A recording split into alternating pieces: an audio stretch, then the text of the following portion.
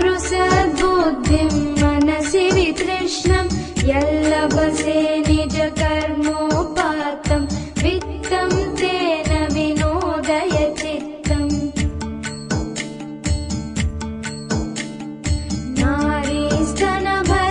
नारीस्तनभरनाभिदेशं दृष्ट्वा मागामोहावेशम् एतन्मां सवसादिविकारं मनसि विचिन्तय वारं वारं नलिनी दलगददलमतितरलं तद्वज्जीवितमतिशयचपलं विद्धिव्याध्यभिमानग्रस्तं लोकं शोकहतं च समस्तम्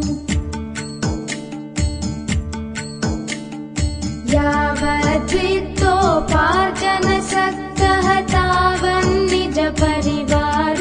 रक्तः पश्चाज्जीवति जर्जरदेहे वार्तां कोऽपि न पृच्छति गेहे यावत्पवनो निवसति देहे तावत् पृच्छति कुशलं गेहे गतवति वायौ देहापाये भार्या बिभ्यति तस्मिन् काये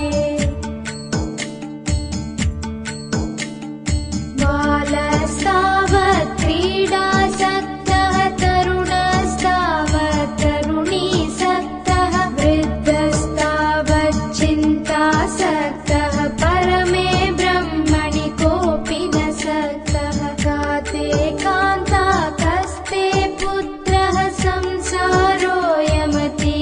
विचित्रः कस्य त्वं कः कुत आयातः तत्त्वं चिन्तय तदिह भ्रातः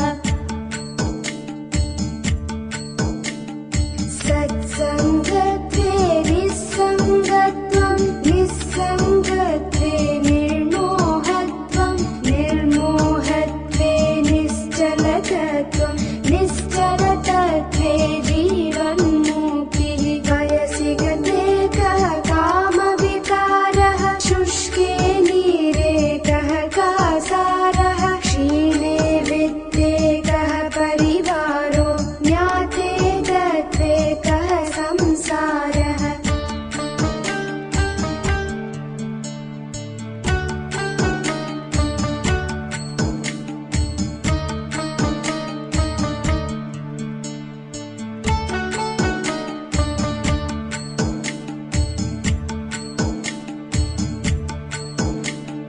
मा कुरु धनजन यौवनगर्वं हरति निमेषात् कालः सर्वं मायामयमिदमखिलं बुद्ध्वा ब्रह्मपदं त्वं प्रविश विदित्वा विनयामिन्यौ सायं प्रातः शिशिरवसन्तौ पुनरायातः कालः क्रीडति गच्छत्यायुः तदपि न मुञ्चत्याशावायुः